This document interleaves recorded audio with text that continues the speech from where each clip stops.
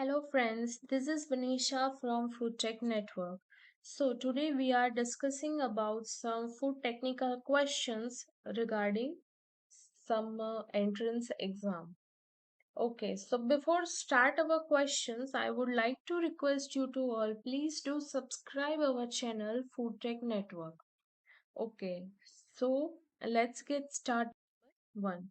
Which of the following is untrue about grilling meat? Option A. Advantage of this process is that it reduces the saturated fat in the meat. Option B. It produces the heterocyclic amines which are carcinogenic. Option C. It produces polycyclic aromatic hydrocarbons which are carcinogen. And option D. None of the mentioned. So D. All of the given points about grilling of meats are correct. Second, polycyclic aromatic hydrocarbons are formed when the meat is exposed to very high temperature. Is it a true or false?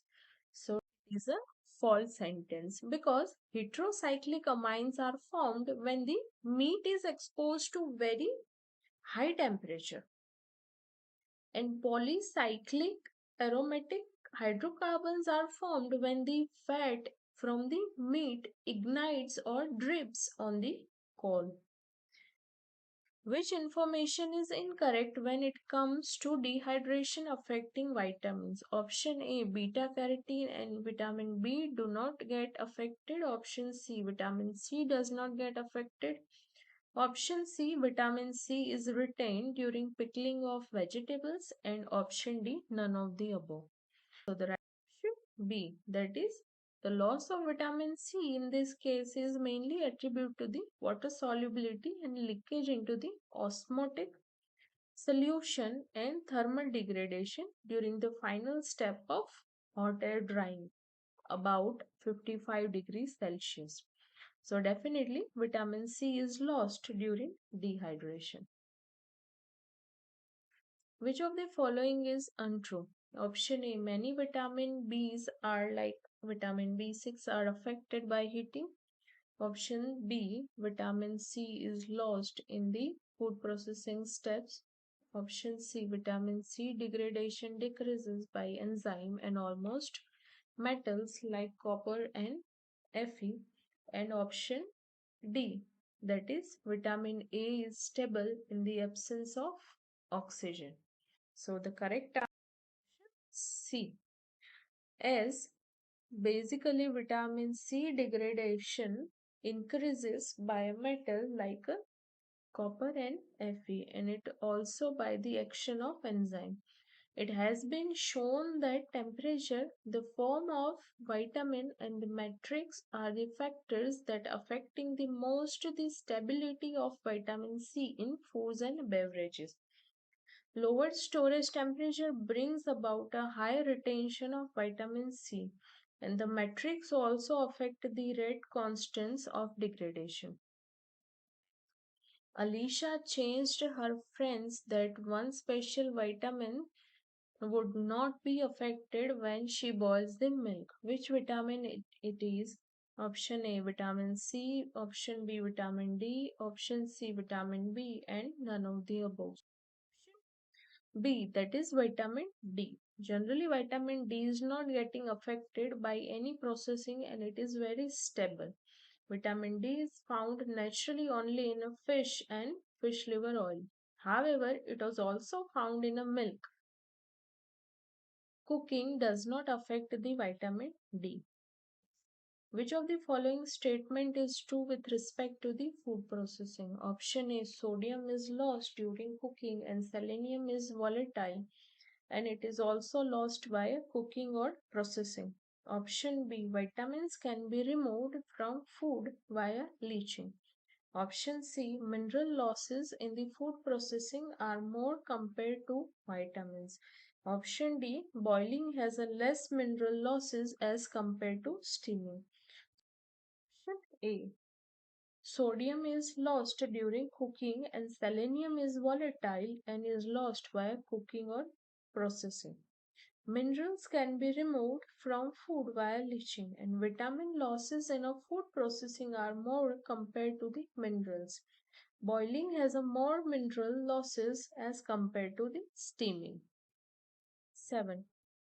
Which is correct with the respect to stelling of bread? Option A, it is the temperature dependent. Option B, it is called a retrogradation. Option C, it is the reverse of gelatinization. And option D, all of the above. So option D, that is all of the above.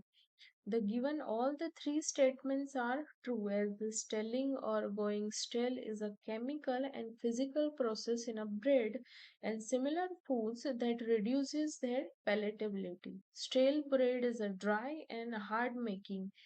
It is suitable for different culinary uses from the fresh bread. Which of the following is true with respect to the gelatinization? Option A, it allows the starch to be easily digested. Option B, in this process on heating, the crystalline structure of starch is lost and gel is formed.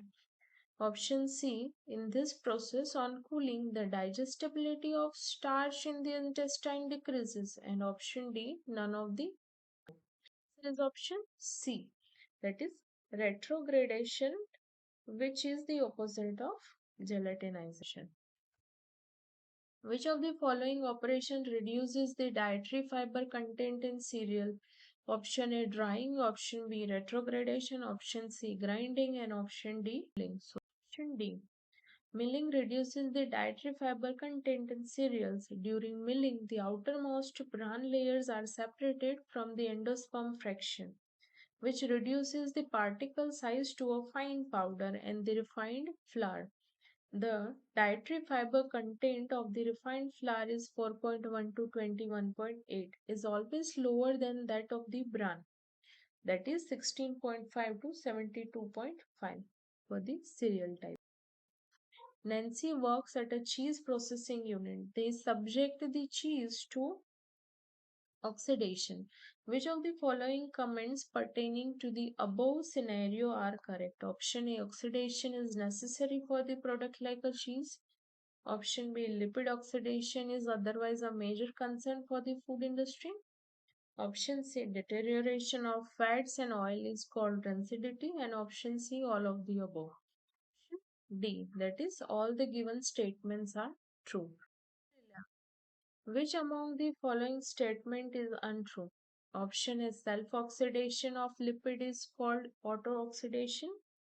Option B, high content of PUFA losing flavor is called rancidity. Option C, heating and frying led up to polymerization of fats. And option D, none of the above. Option B, high content of PUFA, that is PUFA stands for polyunsaturated fatty acid losing a flavor is called a flavor reversion. Rancidity in chemistry, which is also called rancidification, is a condition that is produced by the aerial oxidation of unsaturated fat present in food, and it also other products that are marked by unpleasant flavors or odor. Subjecting fats to high temperature in the presence of oxygen such as fats deteriorate is called dash. Option A, hydrolytic rancidity. Option B, autooxidation. Option C, thermal decomposition. And option D, lipolysis. C, subjecting fats to high temperature in the presence of oxygen such that fats deteriorate is called thermal decomposition. Which of the following is a food safety tool? Option A, good hygiene practices. Option B, HACCP. Option C, total quality management. And option D, all of the above. So option D, that is all the listed options are correct. Food processing in India is concentrated in which sector? Maximum. Option A, organized sector. Option B, unorganized sector. Option C, small scale. And option D, none of the above. Option B. Food processing in India is concentrated in the unorganized sector maximum. Which among these is a factor for a processed food in India? Option A, changing lifestyle. Option B, food habits. Option C, organizational food retail. And option D, all of the above. Option D, that is listed, all the options are correct with respect to foods process sector in India. There has been a shift from carbohydrate staple to animal source and sugar in developed countries. It is a true or false? True sentence, because there has been a shift from carbohydrate staple to animal source in their diet. Statement 1 is there will be a shift of demand snacks, convenience food, and organic and diet food. Statement 2 is high oxidation, taxation, and is a constraint for the food processing industry. So, which of the sentences is true and which of the sentence is false? Option A is true false, option B true true, option C false false, and option D false true.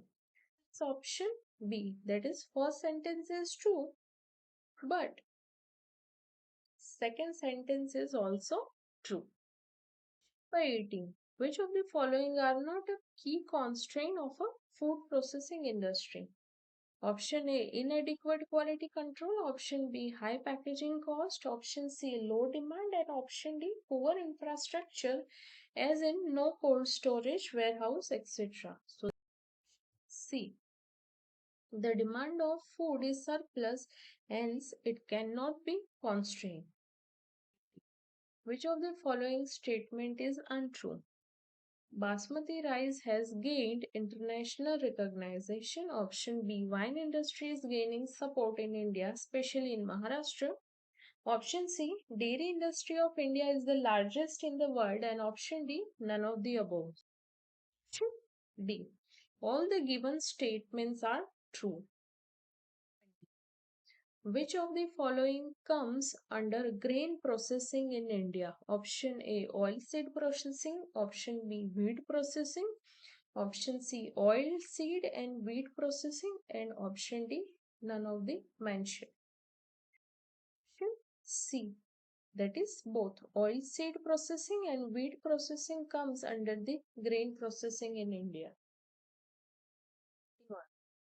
The biggest processing segment under food processing is the meat, poultry, and vegetable and oil industry. The sentence is true or false? Definitely true. The biggest processing segment under food processing industry is meat, poultry, vegetable, and oil industry. Export of marine products has been on a decline. It's a true or false? True sentence. Export of marine product has been on a decline due to the market in the USA and Europe. Hmm. Which of the following do you think is a valid reason for decline of export of marine product to USA? Option A, emerging markets in USA. Option B, anti-dumping procedure by US government on many marine products. Option C, emerging market in USA and anti-dumping procedure by US government.